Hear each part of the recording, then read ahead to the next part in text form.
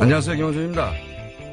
작년 5월 오바마 대통령이 베트남을 방문했을 당시 베트남의 대표적 서민 음식인 쌀국수 식당을 찾아 식사하는 사진이 전 세계 외신을 탄 적이 있습니다. 우리 언론들도 일제히 이 사진을 보도했죠. 우리 언론들은 베트남 국민과 친밀감 높인 쌀국수 외교, 하노이 시민들 열렬히 환호 같은 해설로 이 사진을 보도했습니다. 대표적인 보수 매체인 TV조선은 소탈한 서민 스킨십에 화해를 담았다며 이 쌀국수 외교를 정말 부럽다고 보도했었습니다.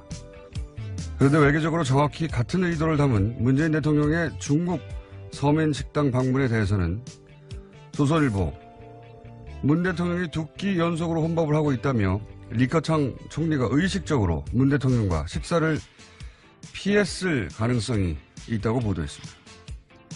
오바마의 서민식당 방문을 그렇게 칭송하고 부러워하기까지 했던 매체가 문 대통령의 서민식당 행보를 그렇게 철저히 혼밥 프레임으로 호도하는 걸 보며 그런 생각을 하게 됩니다. 그 긴 세월 보수가 집권해온 것이 그냥 된 게 아니구나. 참 악랄하다. 김원준 생각이었습니다.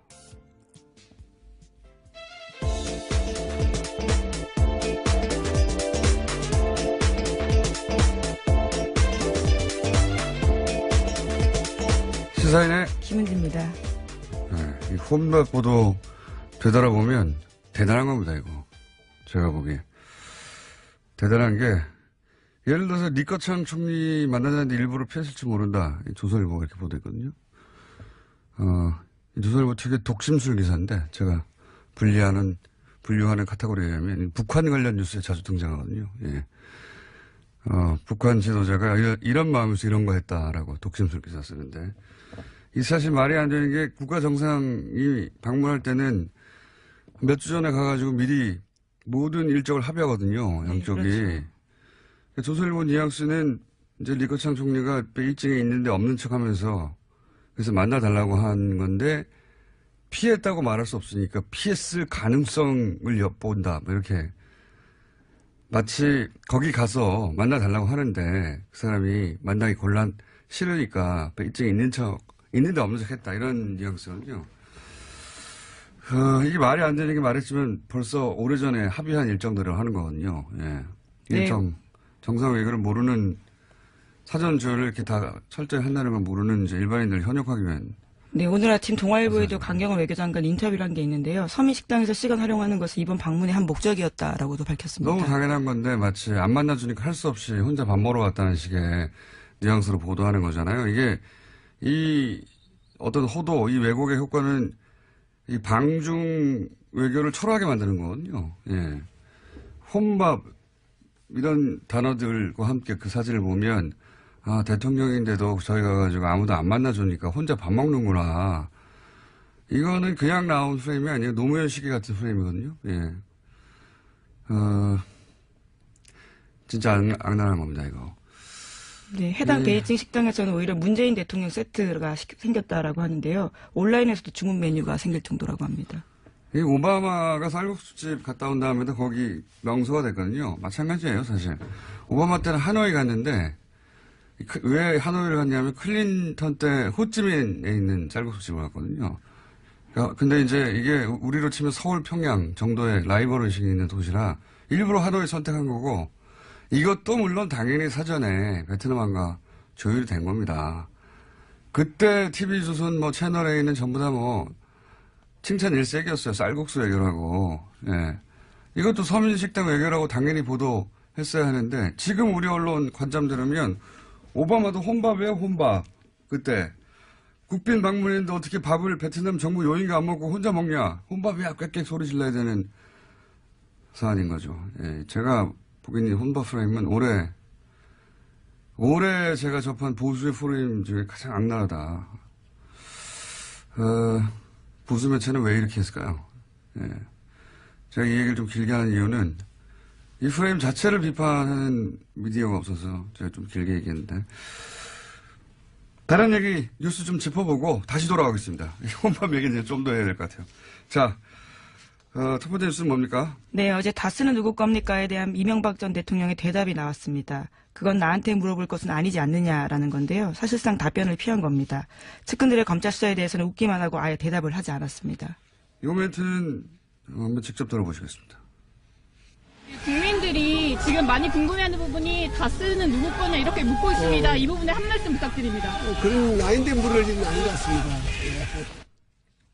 예, 이명박 전 대통령의 전형적인 화법이죠. 예.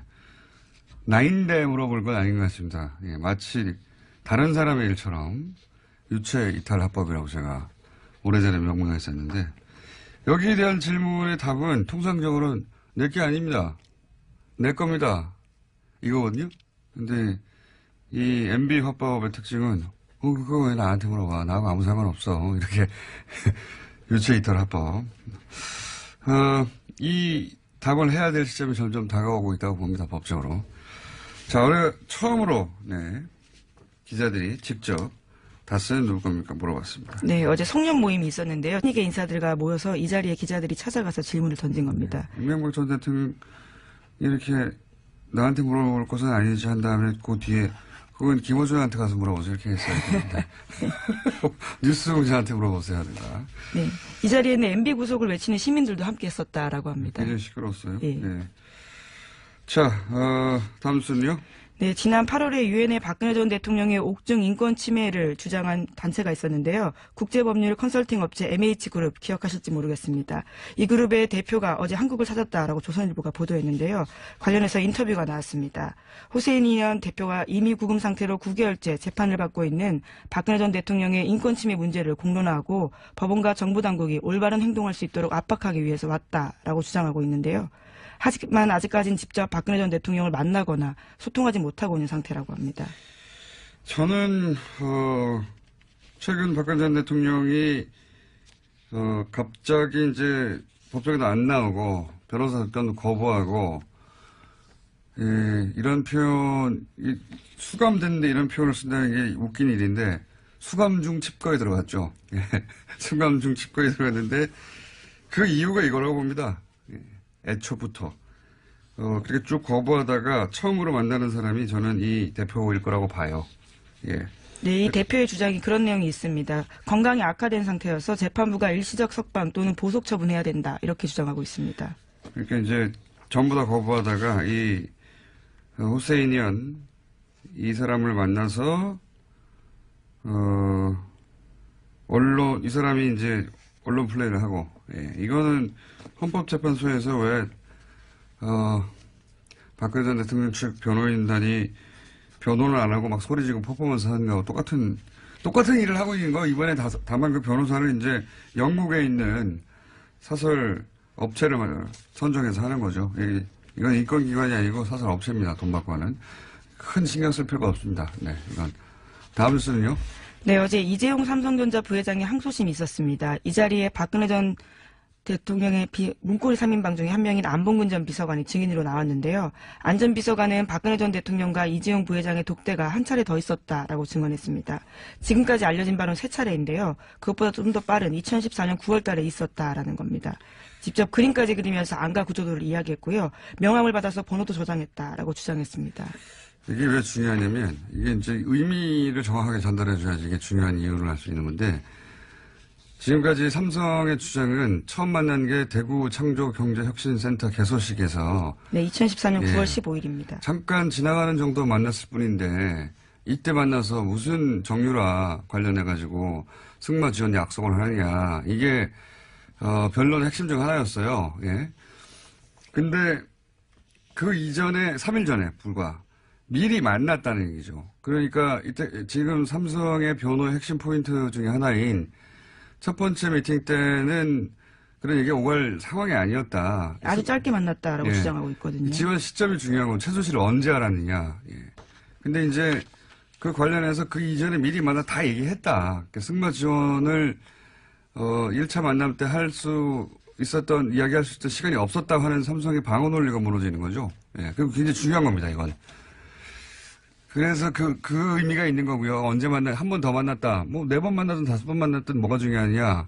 이렇게 생각할 수 있는데 그 의미는 짧게 만나서 승마 지원을 요청할 시간이 없었다를 뒤엎는 거죠. 삼성의 중요한 방어 논리거든요. 그리고 이제 여기에 이제 그 삼성식 변호인단이 명함을 줬다고 하는데 명함에 핸드폰 전화가 없다. 일반적으로 없는 명함을 쓰겠죠. 그런데 지금 핵심 실세를 청와대를 만나러 가서 안가에 갔잖아요. 거기 전화번호 썼겠죠, 미리. 혹은 전화번호가 있는 명함이 따로 있거나. 이건 방어 논리가 안 되는데 어쨌든. 예, 안봉근 전 비서관의 진술이 굉장히 상세합니다. 안 비서관이 안 만났는데 만났다고 해서 얻을 이득이 없잖아요. 예. 근데 삼성은 이로 인해서 잃을 게 굉장히 큽니다. 그런 내용입니다. 예. 그때 그렇게 짧게 만났는데 어떻게 지원을 했단 말인가. 삼성의 방어 논리의 중요한 포인트가 무너지는 거죠. 이렇게 되면. 그래서 한 번 더 만났다를 계속 보도하는 겁니다. 의미가 그거예요. 자, 다음 순요. 네, 어제 우병우 전 민정수석이 구속 이후에 처음으로 검찰청에 나와서 조사를 받았는데요. 혐의는 거의 부인한다라고 합니다. 그러면서도 국정원 직원들의 주장일 뿐이다라고 사실관계를 부인하거나 박근혜 전 대통령의 지시에 따랐을 뿐이다라고 책임을 회피하고 있다고 합니다. 특히 JTBC에 따르면 우 전 수석은 지난해 6월 과학계 블랙리스트를 작성한 것도 박근혜 전 대통령이 지시였다라고 주장한다고 합니다. 지금 이제 전부 다 이 방향으로 전체적으로 가고 있어요. 박근혜 전 대통령한테 다 미는 방향으로. 실제 판결도 그런 방향으로 가고 있죠. 예. 박근혜 전 대통령의 중형을 피할 수 없다고 본 것 같아요. 전반적으로. 전략 전체가 그렇게 가고 있는 것 같습니다. 이거는 여기서의 전략은 사법부의 전략이나 혹은 검찰의 전략이 아니라 박근혜 전 대통령 측 혹은 그쪽 사이드, 요건 좀 자세히 얘기해야 될 것 같으니까. 여하간 전반적으로는 다 박근혜 전 대통령이 미는 방향으로, 다시 한번 제가 이거는 내일든 모레든, 얘기를 해야 되겠고. 다음 뉴스는 뭡니까? 네, 지난해 독일 검찰이 최순실 씨의 탈세와 자금 세탁 혐의를 수사한다라는 소식이 알려진 바가 있는데요. 독일 헤센주 검찰은 지난해 5월부터 최순실 씨의 자국 내 탈세 등 혐의에 대해서 수사를 벌였습니다. 하지만 1년 넘도록 소식이 없었는데요. 법무부가 이번 달 초에 독일 연방 법무부를 직접 찾았다라고 합니다. 최 씨의 은닉재산 추적과 국내 환수를 위한 협조를 받기 위해서인데요. 뿐만 아니라 금고직이라고 불렸던 데이비드 윤 씨 있는데 공범들에 대한 수사도 이제 확보를 하기 위해서 신병 확보 요청했다라고 합니다. 요거 이제 안원구 전 천장님이 아주 좋아할 뉴스네요. 예. 진작 했었어야 될 얘기고. 요건 또 안원구 전 천장 시간에 자세히 좀 다뤄보겠습니다. 어쨌든 우리 법무부가 독일 검찰에 가서 빨리 해달라고 했다. 예, 이겁니다. 자, 다음 뉴스는요. 저희가 미니가 하나 있어서 오늘 짧게 해야 될 것 같은데. 자. 네, 뉴스타파 보도 전해드리겠는데요. 제목이 재밌습니다. 한화 김승현 회장의 프리즌 브레이크라는 제목인데요. 한화 김승현 회장은 지난 2012년에 횡령 및 배임 혐의로 징역 4년형 선고받고 구속된 바 있습니다. 그런데 5개월 만에 구속 집행정지 결정받고 구치소 밖으로 나왔는데요. 계속해서 구속 집행정지를 연장했다라고 합니다. 그런 다음에 서울대병원 특실에 입원한 상태에서 최종심 선고를 받아서 결과적으로 징역 3년에 집행유예 5년 받고 구치소 돌아가지 않은 채 풀려났다라고 하는데요. 이와 같은 구속 집행정지와 연장 결정에는 여러 가지 의혹이 있다라고 합니다. 이거는 말이죠. 제가 한번 따로 다뤄야 되겠습니다. 내일 다시 한번 뉴스를 브리핑해 주세요. 왜냐하면 이게 진짜 재밌는 사건이거든요. 이거를 구치소장이 건의를 했어요. 무려. 구속 집행정지를요. 예. 그러니까 이거는 보통 수감자가 하는 건데 여기는 수감자가 직접 나서지 않고 구치소장께서 직접 건의를 했고, 그리고 중간에 많은 과정이 있는데 핵심 뭐냐면 치매를 앓고 있다고 알츠하이머 앓고 있다고 해가지고 풀어준 거거든요. 결국은. 예, 그런 주장을 하는 교수가 재판에 나타난 겁니다. 네. 알츠하이머는 불치병으로서 계속 나빠지는 거예요. 네. 지금 멀쩡히 잘 있지 않습니까? 말도 안 되는 건데 이거 따로 한번 다뤄보겠습니다. 네. 아주 재밌습니다. 네. 이 사안을 좀 자세히 들여다보면 저도 당시에 왜 이렇게 풀려났지 해서 좀 들여다본 적이 있어요. 굉장히 재밌는 사건이고, 저희가 미니로는 이 혼밥 관련해가지고 혼밥 이야기가 끝나지 않았어요. 그래서 다시 한번 미니로 연결해서 다룰 생각인데, 어젠가요? 종편에서는 아직도 계속해서 혼밥 얘기를 하고 있는데, 어제 채널A에서는 이렇게 보도했어요. 오바마 얘기가 또 나오니까 오바마 혼밥하고 다른 것은 오바마는 혼밥이 아닌 것은 오바마 서민식당에 가서 서민들과 막 소통하고 그랬는데 우리는 소통이 없었다는 거예요. 이거 거짓말입니다. 오바마 때 사진 돌아다니는 거 보세요. 당시에 그때 오바마는 브루댕이라고 하는 유명한 미국의 셰프하고 같이 가가지고 둘이 앉아있는 연출이거든요. 그 사진 보면은 그 식당 안에 있는 베트남 사람들은 마치 오바마가 없는 척하고 밥 먹고 있어요. 미국 대통령이 와서 앉아있는데 그러면서 BBC가 한번 보도한 적이 있는데 이 테이블 위에 음식 배열이 너무 대칭이다. 완벽하게. 그리고 젓가락에 가지런하고 너무 연출이 심한 거 아니냐. 뭐 이런 식의 보도가 있었는데 대화 안 했어요. 그 사람들하고 대화 안 통하잖아요. 당연히. 그 혼밥을 아직도 포기하지 않고 계속 보도하는 겁니다. 이 목적이 뭐겠어요? 사실 문재인 홀대를 당했다 할 때 홀대 행위의 주체가 중국이지 않습니까? 이 문장에. 근데 정작 중국 매체들은 이런 평가를 안 한단 말이죠. 그러니까 이건 우리 쪽에서 만든 건데 그러면 왜 만들었냐? 아니 중국이 우리 대통령 홀대 이 나쁜 놈들 그 목적으로 만든 게 아니죠. 이 보수 매체가 우리나라 대통령을 너무 아껴가지고 중국이 홀대해서 화가 나서 만든 게 아니고 문재인은 혼자 밥 먹을 만큼 중국이 상대해주지 않고 무시당하고 있고 무능하다. 이걸 위해서 만든 프레임이에요. 당연히. 악질적인데 아주. 왜 그럴 수밖에 없었냐 보수 진영에서. 이건 뭐 다시 한번 또 얘기하겠고 제가 오늘 미니로 준비한 것은 어제 한번 연결했었는데 혼밥 관련해서 따로 제가 한번 물어보려고 도대체. 왜냐하면 보수 매체 아직도 포기하지 않고 혼밥 얘기하고 있거든요. 그래서 어제 한번 연결했었는데 요 서민식당 방문 관련해서 중국에서는 어떤 뒷이야기가 나오는지 중국 반응은 어떤지 어제 연결했을 때 아주 좋은 반응 있었는데 중국 베이징의 이재명 통신원 다시 한번 연결해 보겠습니다. 미니로. 안녕하십니까? 안녕하십니까. 베이징입니다. 네. 요 혼밥 논란도 아니죠. 논란을 만들어낸 건데 보도가 국내에서는 아직도 끊이지 않아서 중국 식당 방문 이후 중국에서는 어떤 화제나 기사나 뒷이야기가 있는지 한번 제가 여쭤보려고 합니다. 잠깐 소개해 주시죠. 아마 그 식당이 장사가 잘 될 것 같습니다. 일단 벌써 오셔서 들으셨던 그 음식들을 조합해가지고요. 문재인 대통령 세트 메뉴라는 것을 출시를 했고요. 예. 중국에서는 최근에 이런 음식을 시켜 먹을 때 그 배달 앱이라는 것을 사용합니다. 흔히들 그 핸드폰에 모바일 앱을 설치를 해놓고 거기에서 자기가 이제 먹을 것을 들어가는데요. 배달 앱 메뉴에다가 이미 이 세트를 올려놓은 그런 상태입니다. 사람들은 일단 배달 앱을 통해서 이미 이미 주문 체험을 해보고 세트 메뉴를 먹는 인증샷이라든지 뭐 이런 것을 올리고 이런 것이 또 다시 웨이브에 전파돼가지고 문재인 대통령이 서민적이다, 맛이 있었을까, 느끼하지 않았을까, 뭐 이런 얘기들이 많이 올라와 있는 그런 상태입니다. 뭐 당연히 중국 일반인들은 좋아하겠죠. 예. 그리고 이 관련해서 예를 들어서 중국 언론들이 이것은 대통령이 중국 요인들을 못 만나서 혼자 밥을 먹고 있는 것이다. 이런 식의 프레임이나 이런 보도가 중국 언론이나 중국에서의 반응이 있습니까? 네, 많은 반응이 나오고 있는데 일단은요, 그러니까 한국에서 이걸 혼밥으로 보도하고 있다는 자체가 아직 많이 여기 전해지고 있지 않는데 만약 그거 전해지면 아마 깜짝 놀랄 것 같기는 합니다. 일단 상식적으로 생각했을 때 정말로 만약에 누군가 식사를 같이 안 해주신다고 하면은 보통 그런 숙소에는 아침 식사가 아주 근사하게 나옵니다. 이제 식당에서 뭐 1등 같은 것에 뭐 정찬으로 차리진 않지만 뷔페식으로 해서 얌전하게 좋게 먹을 수 있는 맛있는 밥이 있거든요. 그런데 밖에까지 나서서 그렇게 할 필요가 없었겠죠.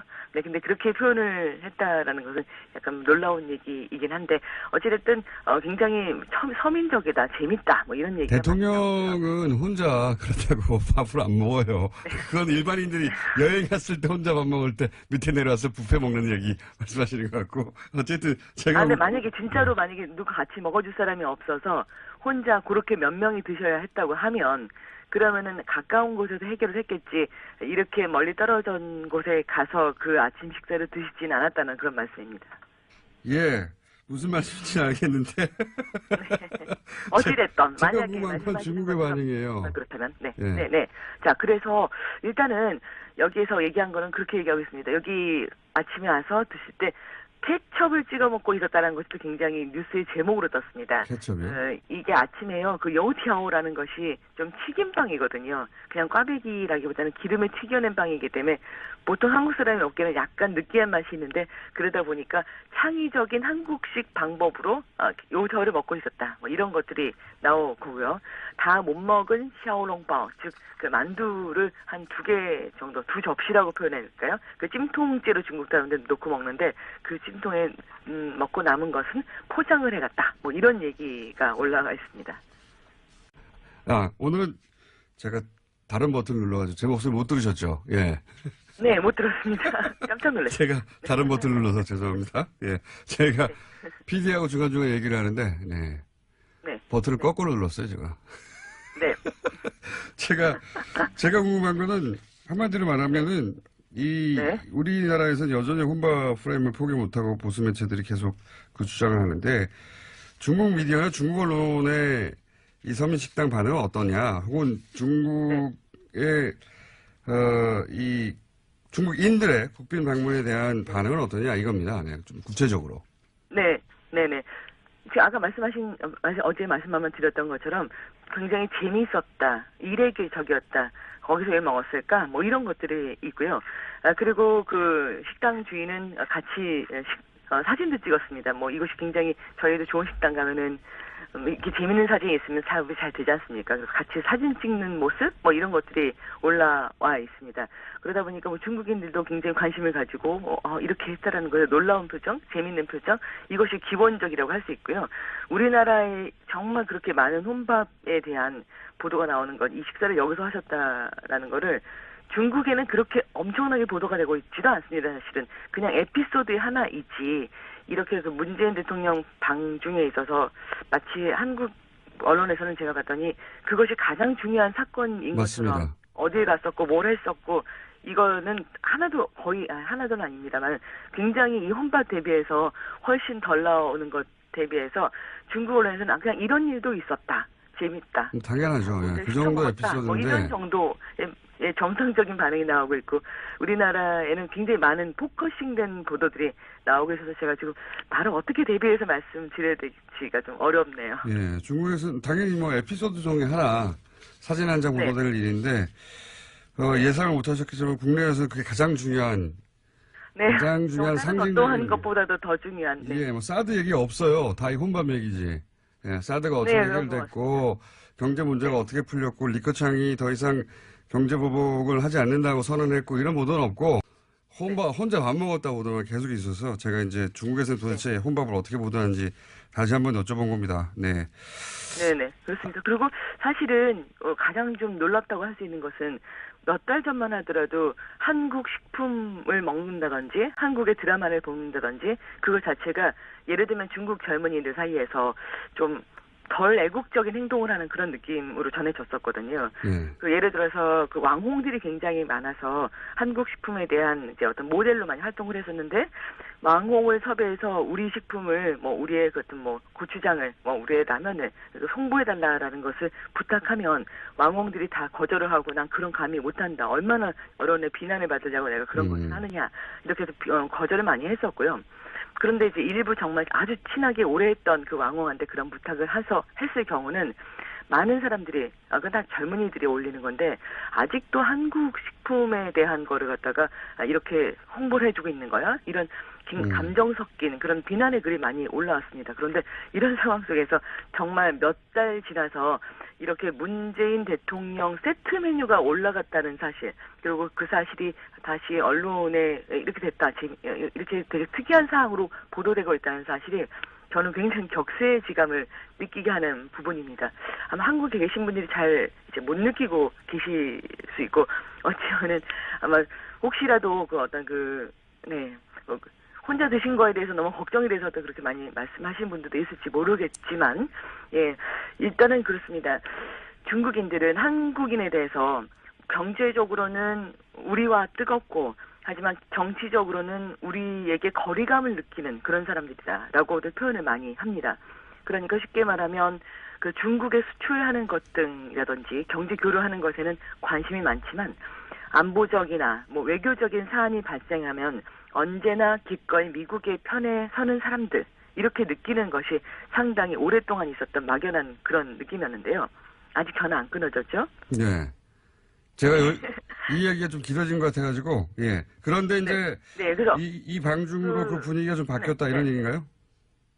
그렇습니다. 많이 이렇게 그랬었죠. 그러니까 그렇게 저희의 한국인에 대해서 그런 서운함이 있는 면이 있었는데, 그러다가 이제 사드라는 것은 갑자기 자신들한테 어떤 뭔가 전해지지 않은 상태에서 나타났던 갑작스런 이런 일이라고 생각을 했고, 그러다 보니까 예를 들면 내가 그토록 한국 드라마와 노래에 열광을 했는데 한국인들은 중국에 통보도 없이 어느 날 갑자기 사드를 배치했다라는 어떤 그런 감정이 존재했던 그런 것이죠.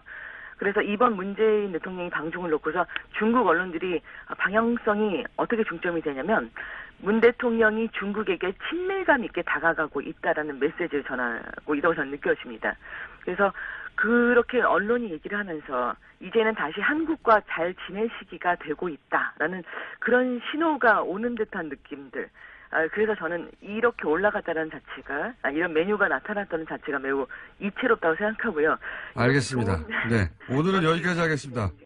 안타깝습니다. 네. 제 부족한 부분 다시 한번 연결하기로 하고요. 오늘 미니여서. 네. 여기까지 듣겠습니다. 감사합니다.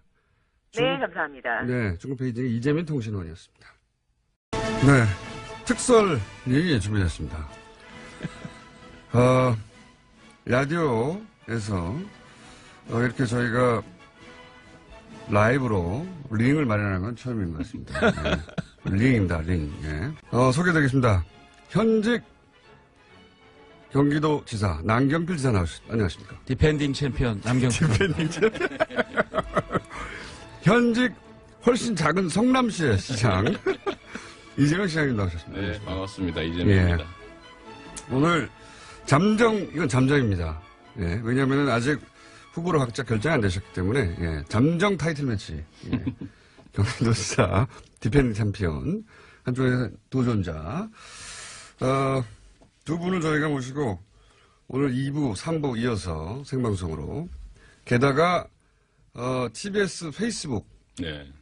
유튜브에서 지금 라이브로 방송이 되고 있습니다.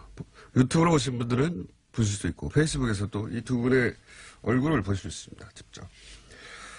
오늘 규칙은 말이죠. 예, 이 공평하게 하기 위해서 한 번 답하고 한 번 질문하고 한 번 질문하고 한 번 답하고 로 하면 재미가 없잖아요. 딴 데서 다 그렇게 하는데 저희는 그런 거 없고. 일종의 개싸움 시키겠다 그런 취지 같아요. 그렇죠. 그럴 수는 없잖아요. 근데. 막싸움. 예. UFC. 여기 다 철망이 쳐져 있어요. 네. 네. 도망갈 데도 없고, 규칙도 없고. 본론으로 들어가기 전에, 왜냐면 두 분이 제가 CBS에서 전화로 하시는 건 한번 들었습니다. 네. 전화 연결해서 하셨더라고요. 근데 이제 전화 연결이다 보니 그랬겠지만, 한 번 하고 한 번 발언 기회 주고 이렇게 진행했는데, 오늘은 그런 게 전혀 없고, 그리고 CBS에서는, 정책만 가지고 두 분이 점잖게 얘기를 하셔가지고, 나는 저렇게 하면 안 되겠다. 자, 첫 번째 질문은 두 분 공통하게 드리는 건데, 누구든 먼저 답하셔도 됩니다. 이 하셔야 되고 남 하셔야 돼요. 네. 닷은 누구 겁니까? 걔 거. 지 거.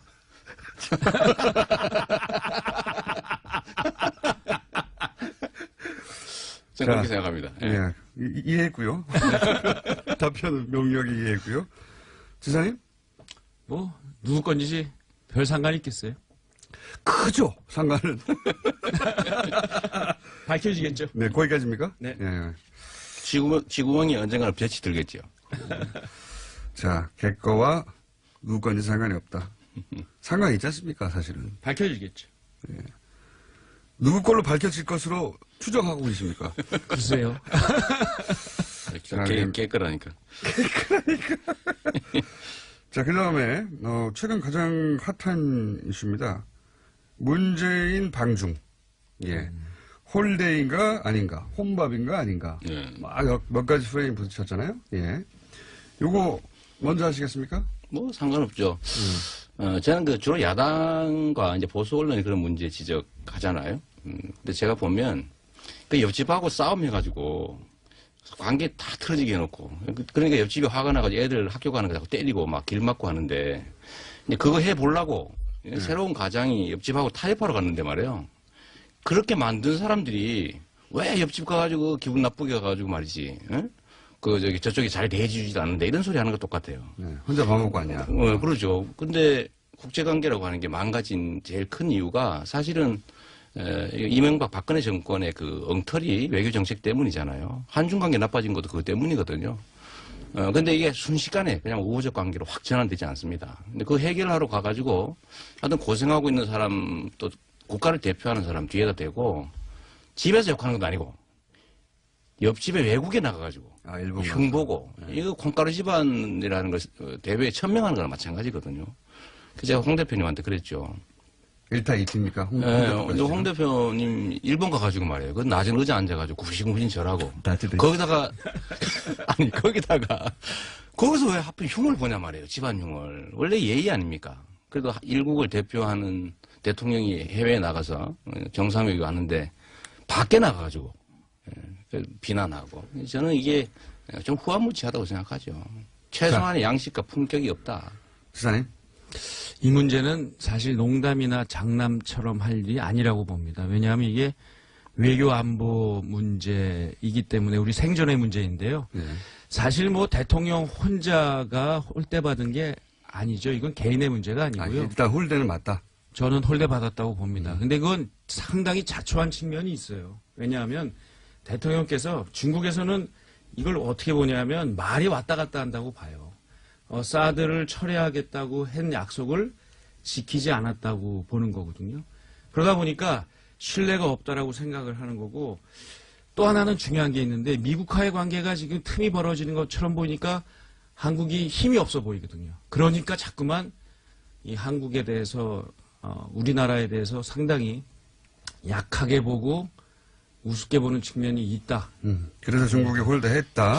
혼밥은 어떻게 보세요, 그럼? 말 나온 김에? 그것도 이런 거예요. 중국하고의 외교를 좀 해본 분, 저도 많이 해봤는데요.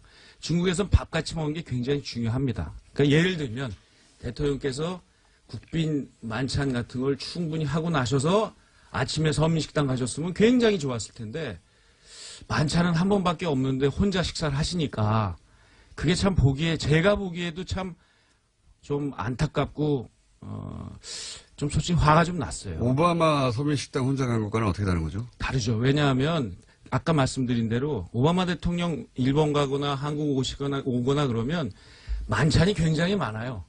근데 이번에는 그 며칠 동안 딱 한 번 있었거든요. 그러고 혼자 드시니까 아쉬웠다는 거죠. 제가 이 얘기 한번 하고 싶은데요. 이 박근혜 대통령이 해외에 가면 아무것도 하는 것 없이 망신만 사는데도 갔다 오면 지지율이 올라요. 원래 그랬거든요. 그 정상의 외교 순방 효과라는 게 정상. 그러니까 그런데 언론들 그때는 막 띄워주니까. 근데 지금은 가면 언론 탓은 좀 심한 것 같습니다. 이건 국민들이 사소한 어떻게 거를 느끼느냐의 문제. 아유 좋습니다. 막 끼어드시는 거 아주 무례하고 좋아요. 예, 원하셨잖아요. 그래서 말할 때 좀 기회를 주세요.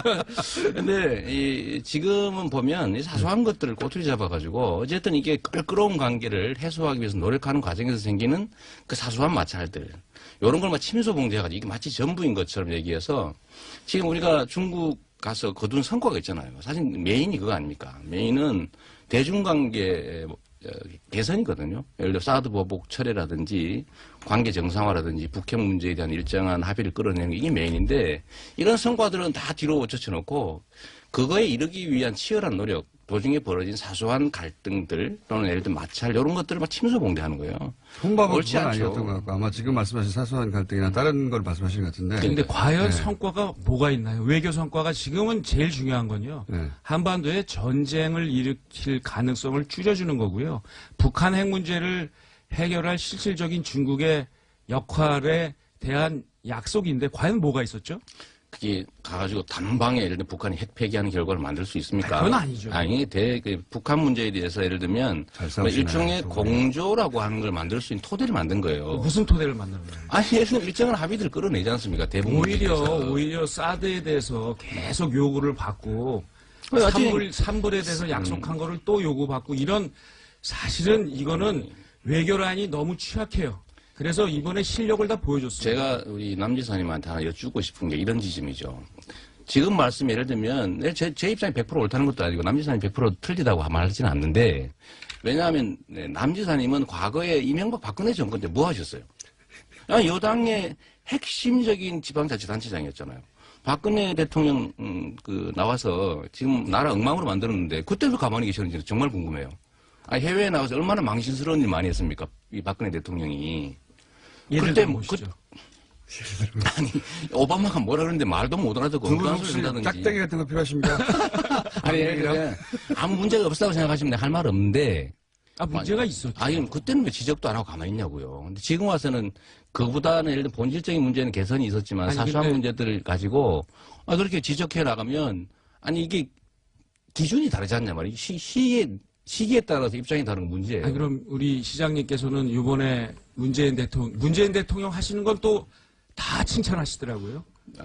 또 이야기 부족한 거 거의 뭐 부족한 말씀을 제가 해도 왜 하는 굳이 걸- 제가 그 얘기를 해야 되냐고요. 그러니까요. 잘 되게 해야지. 잣대가 바뀌냐는 얘기를 아니지. 아까는 박근혜 대통령하고 문재인 대통령을 동일 선상에 놓고 비교하지 마세요. 그 사람은 악의를 가진 사람이고 저는 이쪽이 선의를 가졌다고 봐요. 아니요, 그건요. 아직 이제 임기가 시작되는 순실이 순간이고 기억 안 나시나 봐. 정말 잘 될 수 있도록 얘기를 해주시는 게 필요하죠. 근데 잘 되도록 가는 것은 박근혜 대통령에 내부적으로 하면 되죠. 대한 비판을 하시듯이 그렇다면 그 말씀이라면 문재인 대통령에 대해서도 뭐가 그렇게 잘한 잘못했나요? 거, 잘못한 것을 얘기를 하셔야죠. 아니 뭘 잘못했어요? 요번에 예를 들면 방중이 과연 청와대에 얘기한 것처럼 120% 성과가 있었다.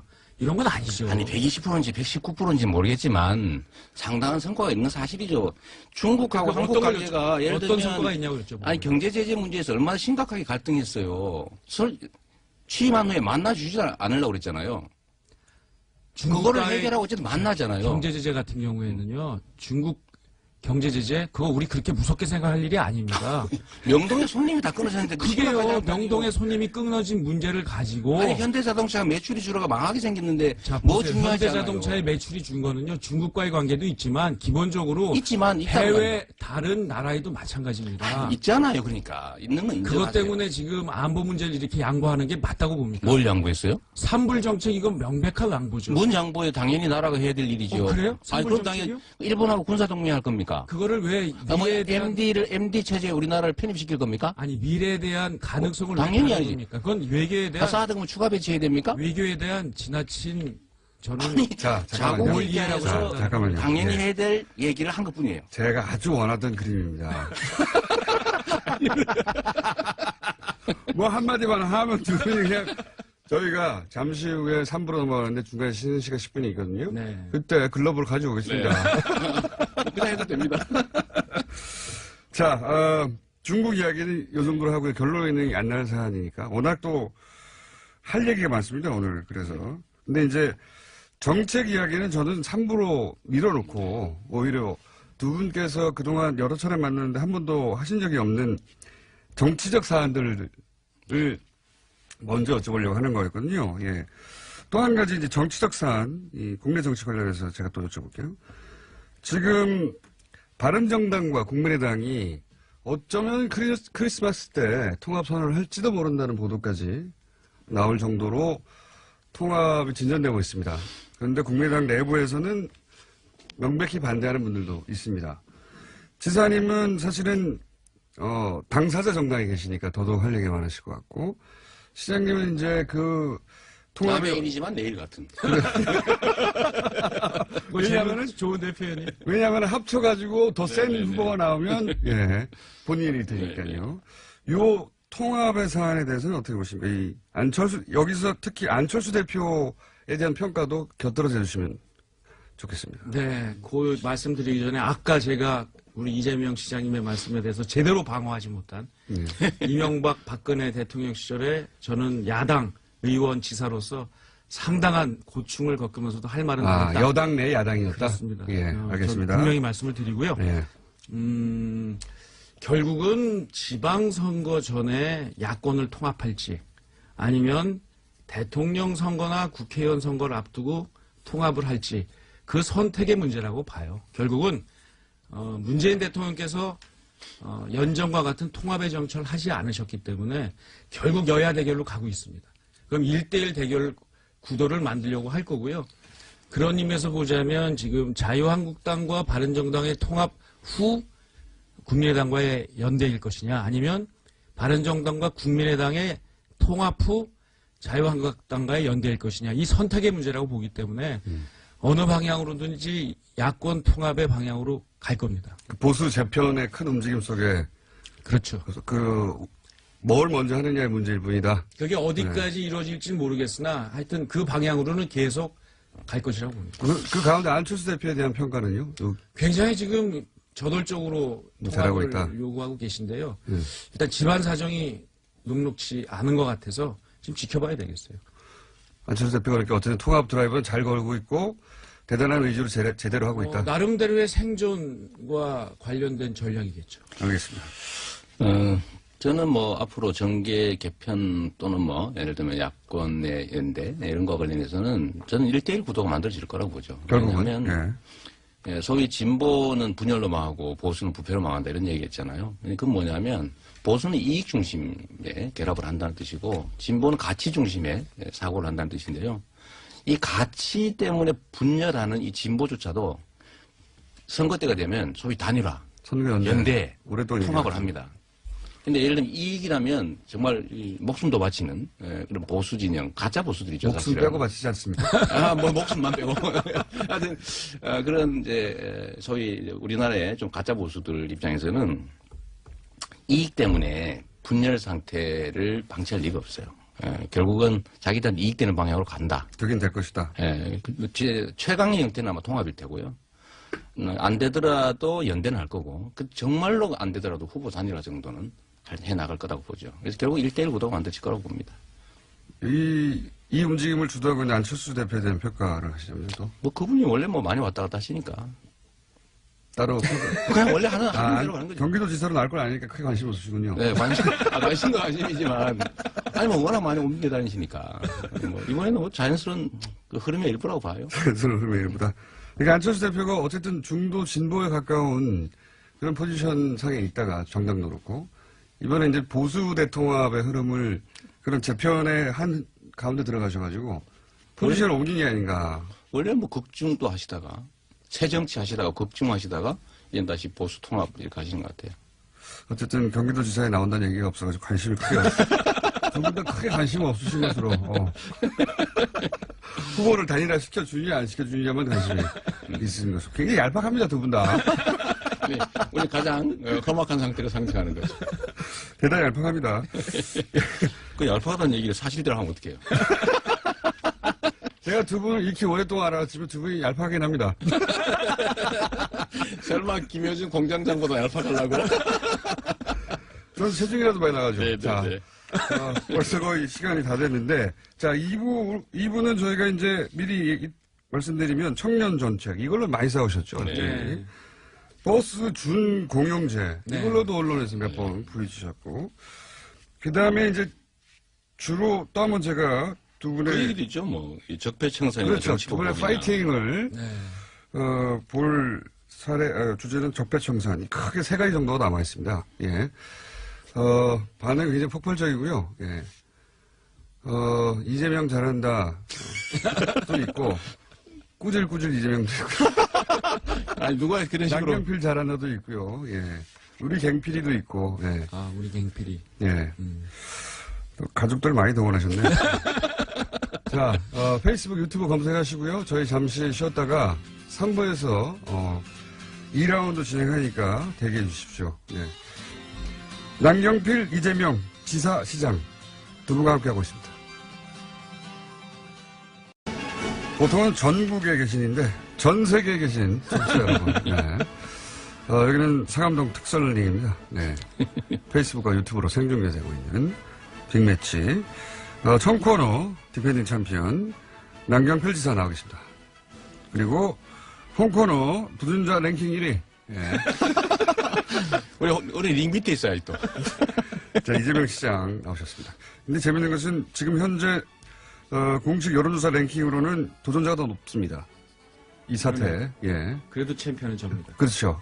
그러나 법적 챔피언은. 지금이야 뭐 이렇게 야권이 분열돼 있고 저는 또 뭐 대선에 어떤 경선도 또 참여하고 해서 그 여파지 마지막까지 이렇게 가긴 쉽지 않겠죠. 네. 네. 두 분의 엄선은 듣고 싶지 않고요. 그리고 제가 2부 진행해보고, 결론 내린 건데, 규칙을 약간 추가하겠습니다. 삿대질 가능하고요. 몇 살잡이까지는. 삿대질 가능하고, 앞에 있는 종이 던지는 것도. 네. 자, 3부에서는, 예, 우선, 다른 얘기 전에, 정책 얘기 두 가지 정도, 두 분이, 다른 미디어를 통해서도, 부딪혔던 정책 이야기 두 가지를 하고, 또 정책 사안도 넘어가 보겠습니다. 우선 이제 청명 정책 때문에 두 분이 가장 먼저 붙이셨는데, 지사님이 내놓은 청년 정책으로 저희도 한번 다룬 적이 있는데, 두 분이 붙이셨어요. 우선 지사님의 청년 정책을 직접 지사님부터 들어보겠습니다. 일단 이재명 시장님한테 감사를 드려요. 일단 제 정책에 관심을 갖고 비판을 해주셔서 많은 분들이 알게 됐고요. 사실 깜짝 놀랐습니다. 왜냐하면 저를 포퓰리즘으로 이 시장님이 공격하실지는 잘 몰랐는데요. 쉽게 얘기하면 힘든 청년들과 힘든 중소기업을 지원을 해서 청년들에게는 상당한 정도의 자산 형성과 수익을 보장하자. 최대 1억까지. 그렇습니다. 예. 그리고 중소기업에게는 지금 일자리가 비어 있어서 걱정인데 아주 좋은 청년들이 중소기업으로 올 수 있게 하자. 그래서 일자리 정책이자 복지 정책을 내놓은 겁니다. 자, 여기 대해서. 저는 우리 청년들이 어려우니까 청년을 위한 복지 정책 필요하다고 보고요. 예를 들면 기업 지원 정책도 필요하죠.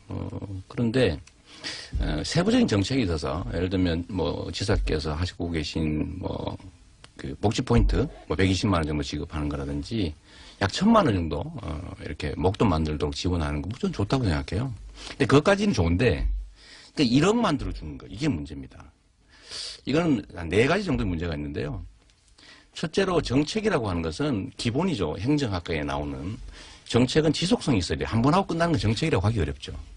두 번째는, 복지 정책이라고 하면 금액이 적절해야 돼요. 너무 과하면 안 되죠. 왜냐하면 세금으로 주는 거니까. 세 번째는 대상자가 어느 정도는 있어야 됩니다. 적정 비율이 필요하죠. 예를 들면 우리 보통 복지 정책을 70% 할 거냐 전부 할 거냐 이런 논쟁을 하지. 예를 들면 경기도 청년이 300만 명 가까이, 200만 명 가까이 되는데 그중에 내년에 10,000명만 뽑아서 이 10,000명이면은 0.3% 정도 되거든요. 무엇의 0.3%입니까? 대상자 이 청년. 저게 이제 저는 잘못했다는 잠깐만 거죠. 제가 말씀 마저 좀 드리면 아니, 나중에. 그러니까 어쨌든 룰이 없던데. 아니 그렇죠. 첫 번째 매트까지는 188만 명에 해당되는 사람 중에서 중소기업에 다닌 사람 중에서 얼마 이하 되는 사람 중에서 이렇게 선발하잖아요. 여하튼 잠재적으로 가능한 건 200만에 가깝죠. 청년. 그럼 청년이잖아요, 사실은. 그런데 10,000명을 하면 이 0.3%밖에 안 돼요. 그리고 금액이 너무 많아요. 도민들이 부담해야 될 세금이 1인당 3,600만 원인데 최대치. 예, 너무 많죠. 그걸 1억 만들어준다는 10년인 건 알고 계시죠? 물론 10년 동안. 세 번째는 뭐냐면 내년에 한 번 한다는 거예요. 내년에 한 번을 하는데 도민들이 3,600억을 10년 동안 부담해야 됩니다.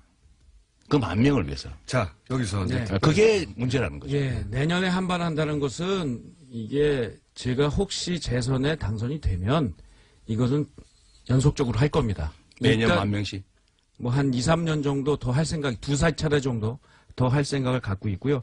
왜냐하면 청년 정책과 중소기업 정책은 지금 굉장히 어려운 상황이기 때문에 비상하게 하는 거고요. 그 다음에 이게 수혜자를 그렇게 뽑으시면 안 돼요. 저희는 이게 중소기업에서 일하는 청년들 약 84만 명을 대상으로 하는 겁니다. 그러니까 10,000명은 약 1%고요. 마이스터 통장은 2%, 복지포인트 12%에서 전체 약 15.5%의 청년들이 대상이 되는 거죠. 하나만 뽑아서 요게 0.3%다 이렇게 하시는 거는 이게 왜곡입니다.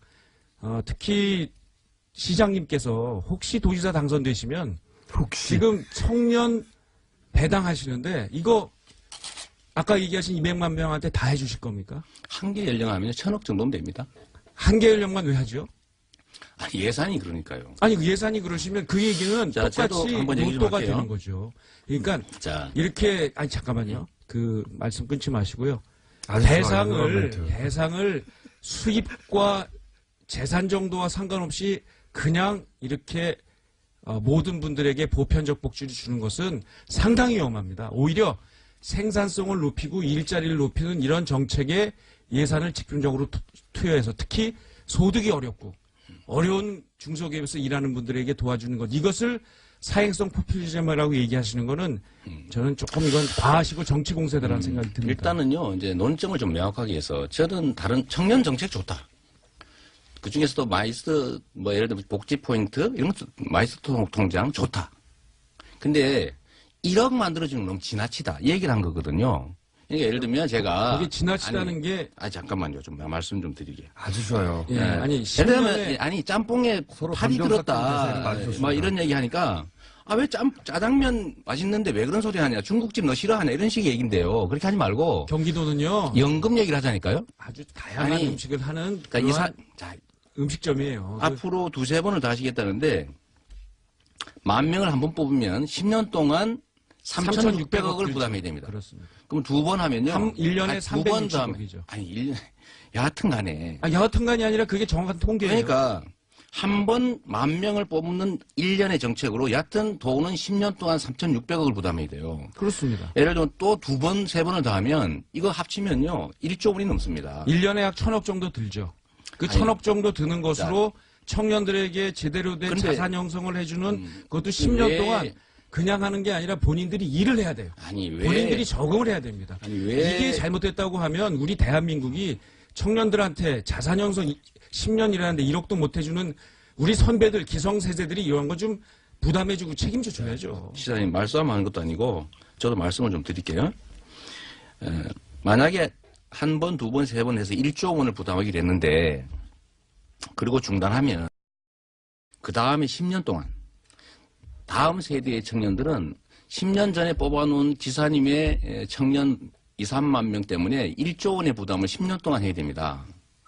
왜 그래야 되죠? 그 청년들은 죄 졌습니까? 거기서 생기는 이득을 생각해 보세요. 무슨 이득이 있어요? 자, 보세요. 중소기업이 지금 경기도에 약 20만 개의 일자리가 비어 있습니다. 그거 내년에 최저임금 올라가면 더 일자리가 더 많이 비어요. 좀 단편만 보지 마시고요. 큰 그림으로 대한민국 전체의 경제의 영향 이런 것도 그리고 이것은 단순히 그 복지 정책이 아니라요. 큰 그림의 저출산 정책입니다. 청년들에게 제대로 된 자산 형성을 해줘야 결혼과 출산을 하거든요.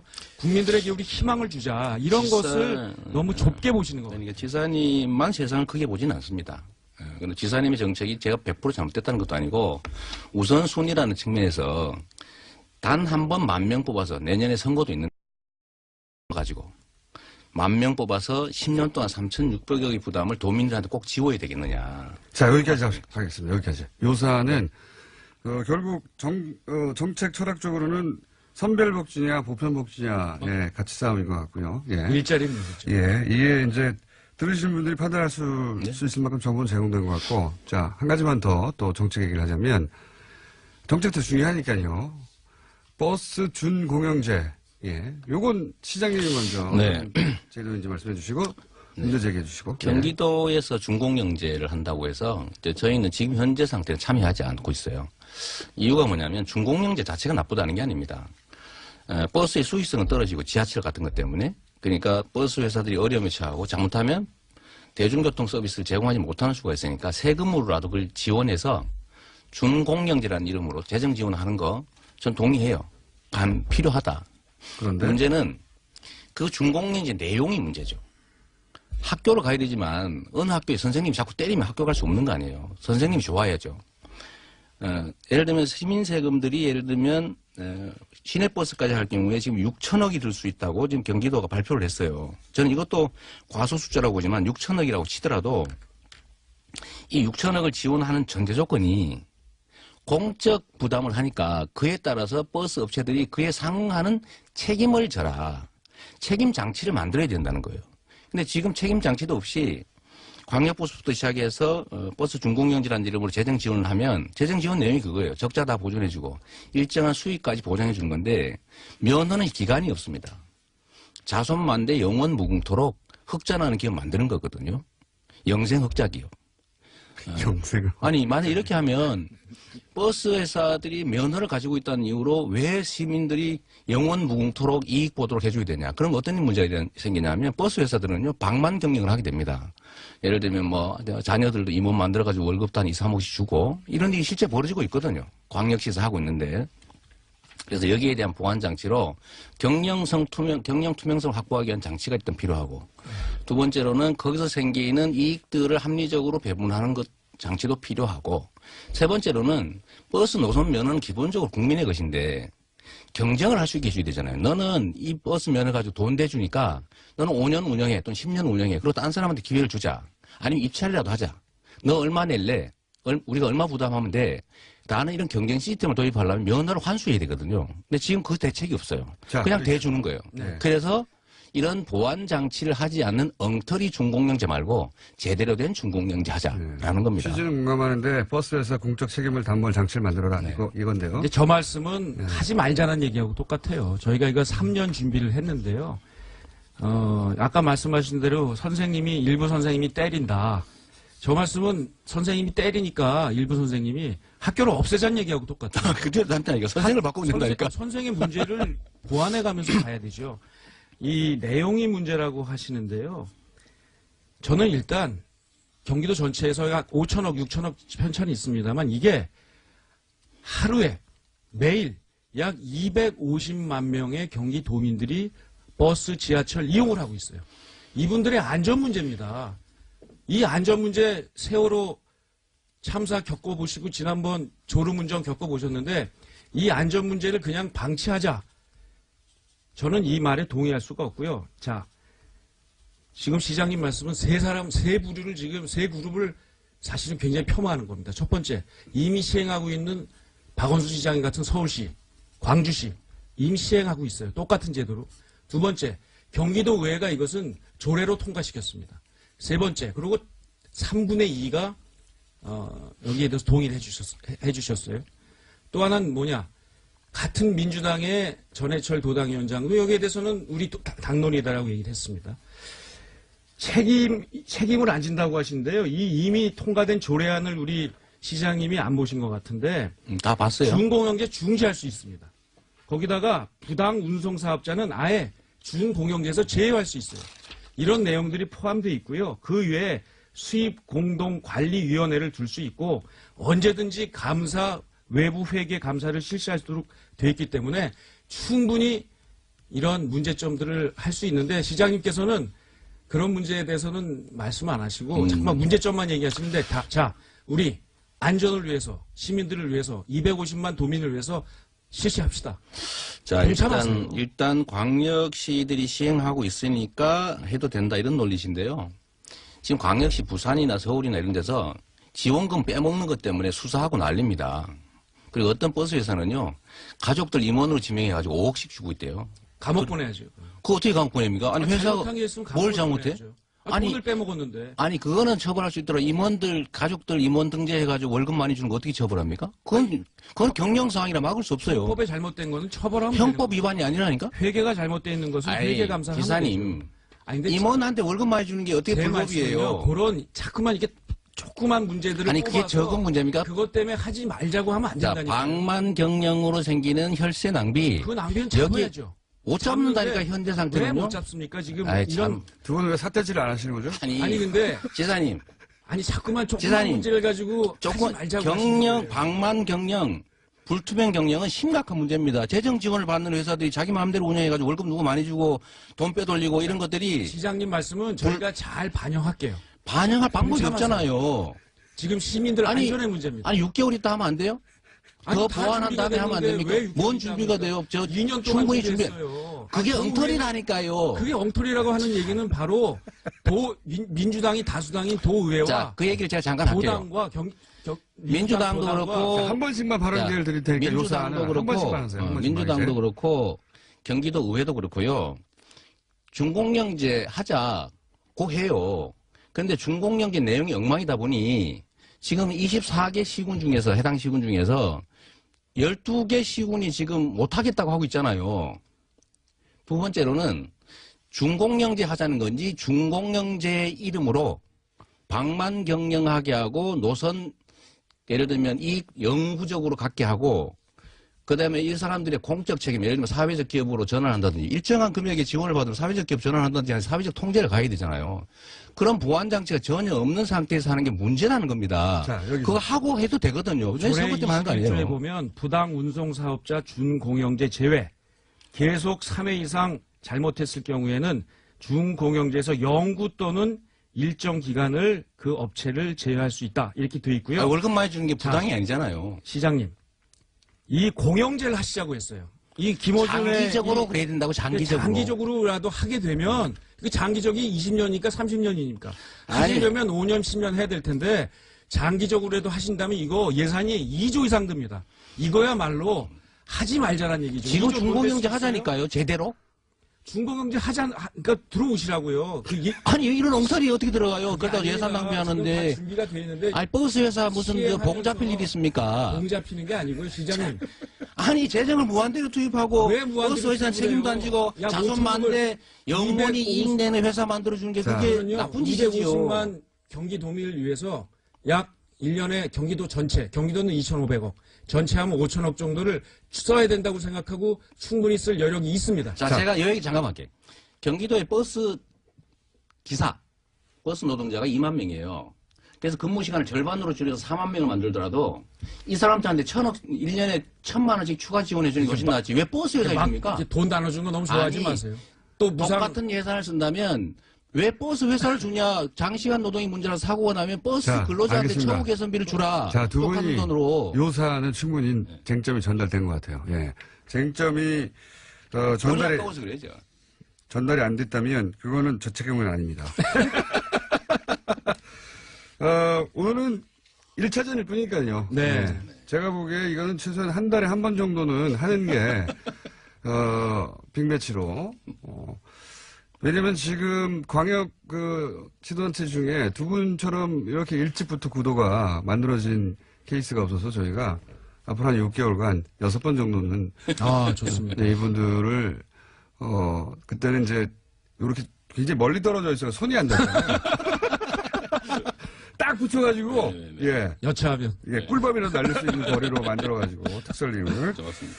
그때 이어가기로 하고 오늘은 맛배기니까요. 1차전. 자, 한 가지 더 주제가 있습니다. 몇 가지 주제가 더 있는데 오늘은 시간상 하나만 더 할 수 있을 것 같은데 짧게 네.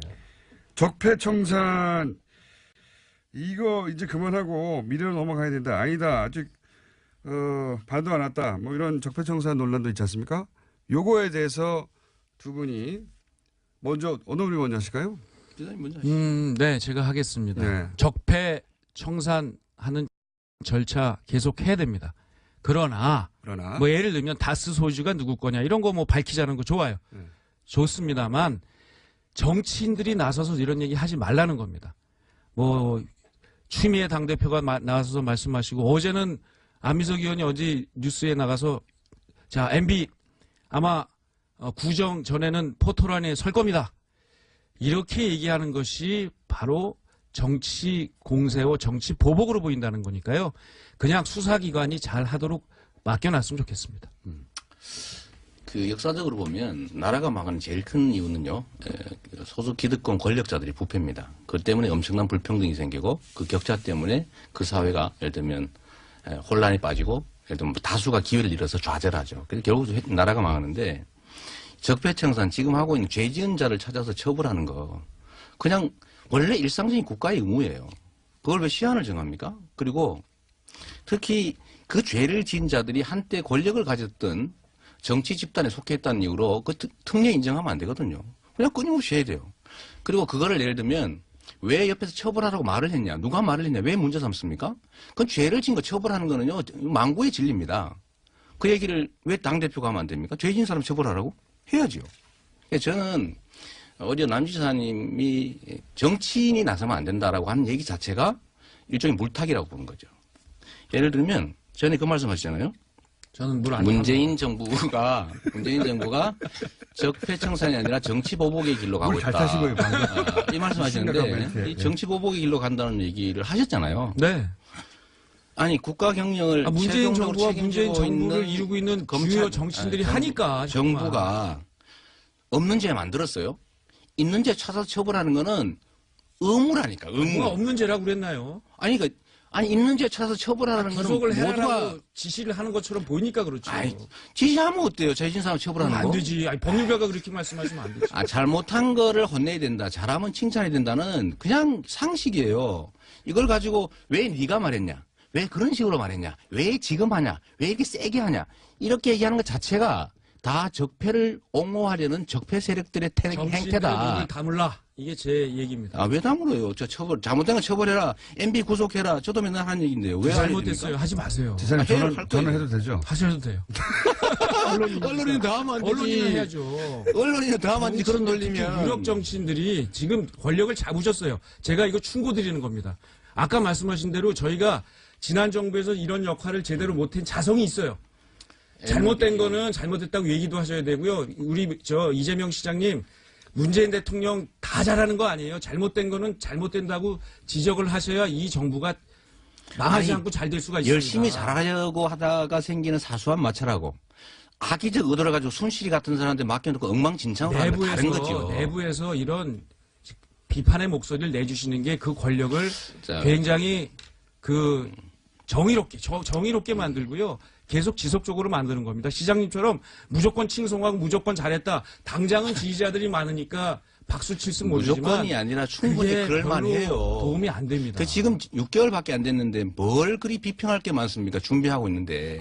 잘못한 거는 잘못했다고 그래요. 뭘 잘못했어요? 아까 말씀드린 이 외교 문제 같은 거는 정말 이 외교 안보 라인은 지금 제가 볼 때 너무 허약해요. 그 전에 몰라요. 이명박 박근혜 정부가 소위 자주적 균형 외교는 커녕 그냥 널뛰기 편향 외교하다 이 모양 만들었는데 그 얘기는 왜 안 하셨어요? 왜 얘기를 안 해요? 외교 잘못됐고 예를 들면 국정 운영 잘못됐다는 얘기를 하죠. 제가 한 얘기들을 한번 찾아보세요. 지금처럼 하지 않으셨다고요. 하면서 얼마나 박근혜 지키기 위해서 출마한다면서요. 그거는 선거 때 했던 얘기인데 그때 좀 쑥스럽게 하지 마십시오. 내가 좀 실수했다고 얘기했잖아요. 물고 늘어지는 거 아닙니다. 네, 알았어요. 지금 우리 사회의 제일 큰 과제는요. MB를 정점으로 한 부정한 권력의 불법행위들입니다. 이걸 청산하지 않으면 우리 사회 한 발도 못 나가요. 청산하자니까요. 누가 하지 말재요. 청산하려는데 잘 안 되니까 자꾸 방해하고 발목 잡고 그러니까. 잠깐 물타기라고 보지 마시고요. 홍 대표가 이제 물타기하고 그러면 홍 대표로 야단을 쳐야지. 자, 여기서 잠깐만. 홍준표 대표 얘기 나왔으니까 홍준표 대표에 대한 평가만 하고 오늘 끝내야 되겠습니다. 끝내야 될 것 같아요. 네, 먼저 하십시오. 자, 요 사안은 두 분의 의견 일치를 볼 수 있는 드문 사안 아닙니까? 갑자기 생각났는데? 홍준표 대표에 대해 간단하게. 아니요, 우리 홍준표 대표님이 말씀이 왔다 갔다 하셔서 그냥 말씀으로는 참 딱 잘라서 표현하기는 어렵고요. 근데 그 친박 청사는 정말 잘했다. 무섭게 하네요. 예. 그 총평의 핵심이 그겁니다. 친박 청산 잘 잘했다. 하고 계신데요. 예. 말씀은 좀 가려서 품위 있게. 그리고 여당도 대통령도 잘하는 건 잘한다고 칭찬도 해주시면서 날카롭게 비판하시면 더욱더 빛날 것 같습니다. 저는 이제 홍준표 대표는 이제 법조계의 어떻게 보면 선배 진영이기도 하고 해서 전에 한때는 보니까 자기 선이 굵은 사람으로 저는 생각했거든요. 우리 방향은 다르지만 뭐 성향 자체는 그래도 성 굵고 괜찮다고 생각했는데 최근에 보니까 특히 일본 가가지고 말이에요. 그 문재인 대통령 흉 보는 거 남의 나라 가가지고 또 대통령이 남의 나라 가 있는데 그런 거 보니까 정말 수치심을 느꼈거든요. 그 낮은 의자 앉아가지고 말이에요. 뭐 하는 겁니까 거기에? 나 진짜 아니 일국의 제1야당 대표가 그러면 안 되거든요. 그거 진짜 자기 이익 때문에 집안 망신시키고 그냥 온 동네에다가 그 정말 말을 못하겠는데. 근데 대통령 특사도 가셔서 그 의자 똑같이 앉아 있었어요. 참 일본이 그런 짓을 잘해요. 저는 이게 좀 정치인으로서의 최소한의 품격과 자질을 못 갖고 있다. 저는 좀 정치 그만하셨으면 좋겠어요. 아니 창피해서 그래요. 아니 진짜. 정치 그만했으면 좋겠다는 이재명 시장의 바람에 대해서는 어떻게 생각하십니까? 정치 하시는 분한테 그건 내심 그러니까 국민들의 선택이죠. 저도 국민이라서 좀 안 했으면 좋겠어요. 아유 창피해서 그래요. 창피해서. 아니 뭐 저는 국내에서 무슨 주장해도 상관없는데 입장이 다르니 그럴 수 있죠. 해외에 나가가지고 그건 정말 아닌가. 근데 그런 시각을 우리 이재명 시장님은 날카로우신데 대통령과 집권 세력에 대해서도 좀 잣들 들이대세요. 그리고 쓴소리를 하시면 그게 바로 정권에 대한 도움입니다. 진짜 잘못하거나 나쁜 의도를 갖고 있을 때. 근데요, 지금 외교 문제는 조금 더 연구해 보시면 지금 이 정부가 가고 있는 외교 방향은 상당히 정권이 너무 망쳐놨어요. 잘못되어 있다는 걸 인식하시라. 제가 그래서 외교 문제는 이렇게 얘기했어요.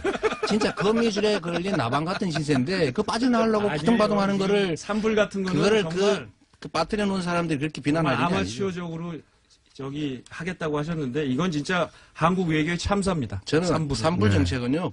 프로의 그 극장. 마이크 끕니다 이제. 잘한 거예요. 그래 해야지. 아니 MB 편입 계속 얘기하고 계세요. 저는 인사하겠습니다. 지금까지 남경필 지사 이재명 시장이었습니다. 여기서 마치도록 하겠습니다. 남경필 이재명 빅매치 문자 엄청 많이 왔네요. 대선 후보급들이 나왔을 때만 오는 문자 폭발했습니다. 고정으로 만들어달라는 문자 많았고요. 두 분 다 전투력이 너무 좋네요. 너무 재밌음. 꿀잼, 정신없이 싸우니까 너무 좋습니다. 특히 공장장이 말이 없어서 너무 좋아요. 저도 아무 말도 안 하니까 너무 좋아요. 두 분 잘 싸우시니까. 두 분을 인사를 이제, 드리고 갔어야 하는데, 끊을 수가 없었어요, 그냥. 인사 없이. 누군지는 다 알잖아요, 강제 퇴장시켰습니다. 관련 문자 굉장히 많은데 저희가 매주 하는 건 불가능하겠지만 가능하면 한 달에 한 번 정도는 이런 매치를 마련하는 것으로 물론 다른 광역단체장들의 구도가 선명해지면 또 역시 마련하겠습니다. 여기까지 하겠습니다. 문재인 방중 홀대론, 혼밥론 기사 한번 검색해 보시면 엄청나게 많은 분량의 기사가 있습니다. 중국 홀대, 문재인 혼밥 포털에 검색해 보시면 엄청나게 많은 기사가 논란 중, 홀대 당해 등등등. 종편에서는 지금도 그 얘기를 하고 있고요. 과연 그런지 저희가 어제부터 짚어보고 있는데 이번에는 중국에서 활동하는 전문가, 중국 동아대의 우수근 교수님 직접 수대 모시고 얘기 좀 나눠보겠습니다. 안녕하십니까? 네, 안녕하십니까? 중국 동아대에서 어떤 과목을 하셨습니까? 저는 국제관계라든가 한중일 비교 같은 과목을 2005년부터 살고 있습니다. 이미 2005년부터. 저도 사실은 저희 통신원과, 일반인 수준의 눈높이에서 피부로 느끼는, 중국의 반응은 들어봤는데, 전문가들이 보시는 관점은 또 다를 수 있으니까, 저희가, 중국에 계시는, 한국인 전문가로 저희가 모셨습니다. 자, 굉장히 많은 얘기가 있는데 그 전에 요 얘기부터 잠깐 해야 될 것 같아요. 홀대론 얘기 막 나올 때 너무 답답하셔서 사실은 어떤 매체하고 사전 인터뷰를 했는데 시간 관계상 그 인터뷰가 대부분의 이 홀대론에 대한 반박이었는데 그게 아예 통면집대가 안 나간 경우가 있었다고요? 지금 국내 미디어 분위기를 얘기하는 겁니다. 맞습니다. 정말 뭐 시간 조절 때문에 네. 어쩔 수 없이 그때는 녹음 방송을 했는데요. 네. 근데 두 앵커분이 너무 편파적이고 말도 안 되는 정말 그야말로 각주국엄입니다. 현실에 맞지 않는 고리타분한 옛날 얘기만 하고 이미 답은 정해놓은 듯한. 그래서 그것이 아니다. 우린 자유민주 국가이다. 양쪽의 의견, 양쪽의 입장도 들어보고 판단하는 게 낫지 않겠냐면서 조목조목 그분들이 모르는 것을 들려줬어요. 예를 들어서 홀대론이라고 몰아가는 것에 대해서 그거 잘못 알고 있는 거다 이렇게 해명해 주셨는데 예, 그렇죠. 그래서 10여 분 동안 녹음을 다 마쳤는데 그 녹음 과정에서 남자 앵커분이 그럼 이건 어떠냐? 이렇습니다. 그럼 이게 어떠냐? 여자 앵커분이 이렇게 물어보고 그래서 그분들도 이해한 것 같았는데 느낌이 좀 안 좋았죠. 그래서 한 40몇 분 만에 후에 이제는 정식 방송 시간이 돼가지고 한번 들어봤어요. 그러니까 그 자리에서 제가 녹음할 때 제가 모르는 다른 분들도 있었는데 들으면서 끝난 다음에 끄떡끄떡이면서 교수님 말씀 들어보니까 맞네요. 우리가 중국 입장을 모르고 너무 일방적으로 생각한 것 같네요.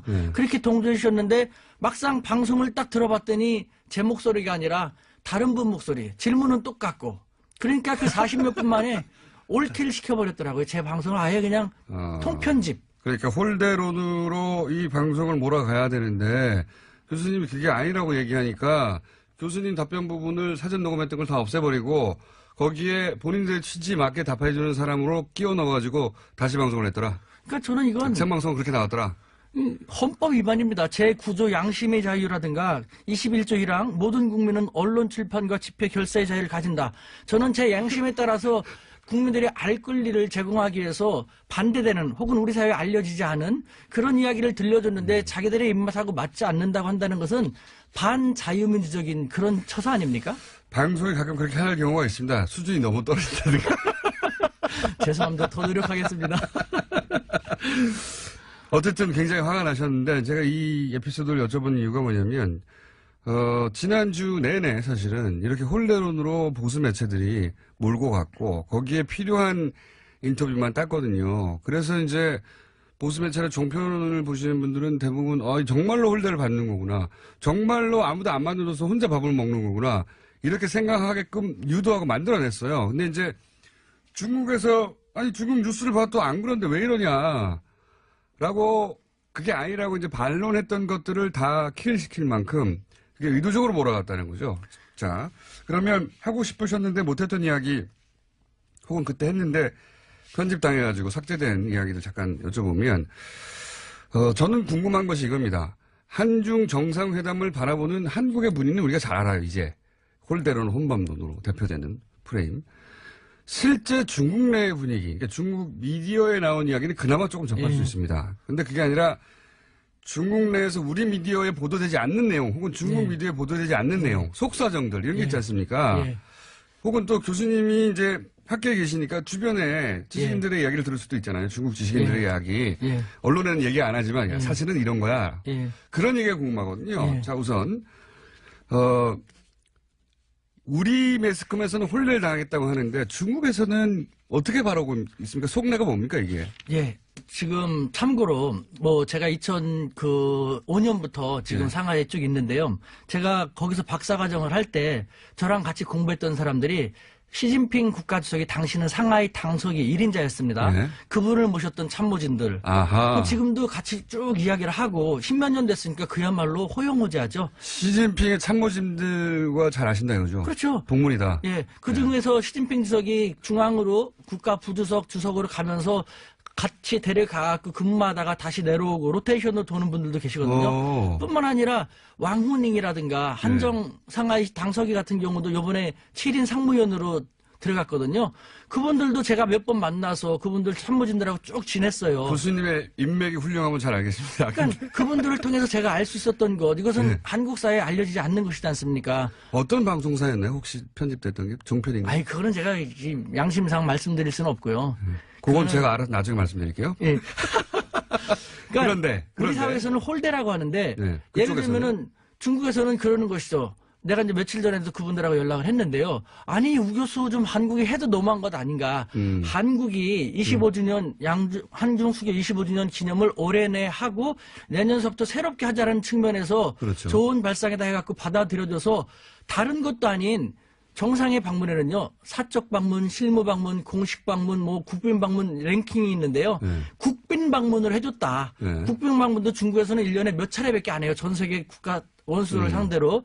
그 정도로 중국은 한국하고 껄끄러운 관계를 빨리 풀고 가기 위해서 이렇게 노력을 했는데, 홀대가 아니라 정반대인데, 즉 시진핑 주석은 중국 국내에서 야, 한국은 시진핑 너가 사드 반대했는데 사드를 배치하고 또 4개를 더 배치하겠다라는 얘기가 나올 정도로 계속해서 당신의 체면을 구기고 따귀를 때리는데, 당신은 왜 이렇게 굴욕적으로 한국에 이렇게 잘해주느냐? 거꾸로 네. 중국에서 왜 굴욕적인 외교를 하느냐? 시진핑 주석은 그런 얘기를 들을 정도인데, 한국은 너무 일방적으로 자기들의 입장만 얘기하니까 이것이 정말 제대로 잘 파악하고 있는 것이냐? 한국의 입장이 아니라 한국의 보수 매체가 만들어내는 프레임인데 그렇게 알려주시면 되고.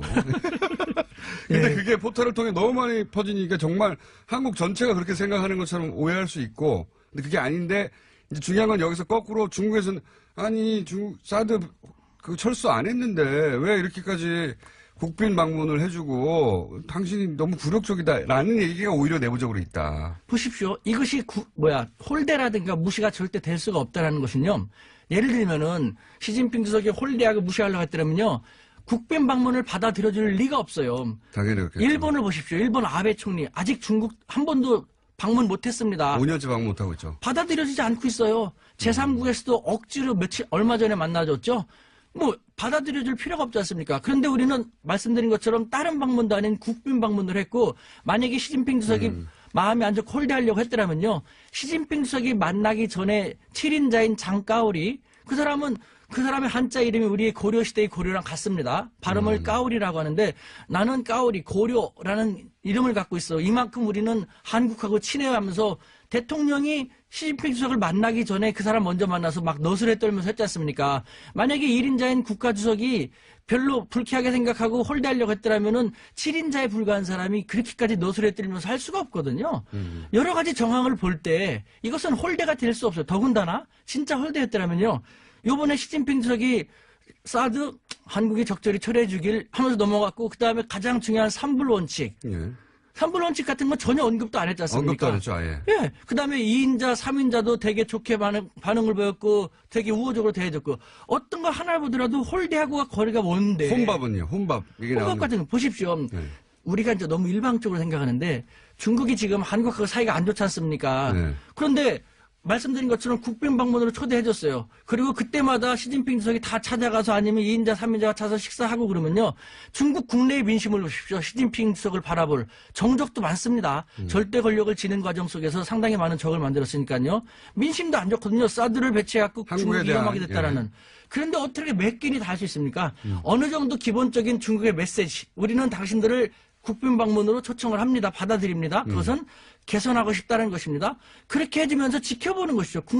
중국 국내 민심도 의식을 하면서 어떻게 몇 끼니 다 그렇게 할 수 있습니까? 이게 너무 일방적인 우리의 요구인 것이죠. 비현실적인. 그러면 실제 이 식당을 선민식당을 방문한 것이 중국 일반에 미친 영향은 뭡니까, 보시기에? 그것은 아주 잘하신 거예요. 예를 들면요. 저는 요번에 대통령이 이미 방중하기 전에, 이번 방중은 상당히 결실이 있겠다라는 생각이 들었는데요.